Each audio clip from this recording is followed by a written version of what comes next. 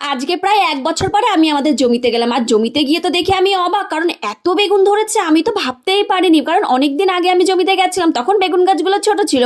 মাঝখানে অবশ্য বাবা একবার তুলে নিয়ে এসেছিল, কিন্তু তারপরে আর যাওয়া হয়নি। তাই আজকে আমি আর মা মিলে না মাঠে চলে গেছিলাম, আর মাঠে গিয়ে দেখি কি জমিতে এত সবজি ফলেছে, মানে ধারণার বাইরে।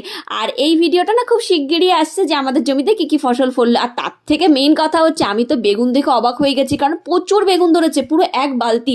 আপনাদের পরের ভিডিওতে দেখাবো 1 বালতি বেগুন হয়েছে। আর এদিকে আমার বেগুন ভীষণ প্রিয় একটা সবজি, আর আমি না ঝটপট করে বেগুনের চপ করে ফেললাম রাতের বেলা। আমি আর মানে দেরি সহ্যই করতে পারলাম না। এখানে দেখুন বেগুনগুলো পাতলা পাতলা করে কেটে একটু নুন দিয়ে মাখিয়ে রেখেছিলাম, আর এখানে বেসনের ভেতরে একটুখানি নুন আর কালো জিরে দিয়ে বেসনটা গুলিয়ে নিয়েছি।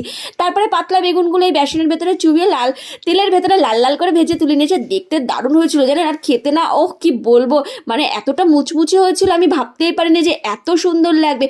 ওর মধ্যে না একটু সোডা দিয়েছিলাম, খাবার বলতে ভুলে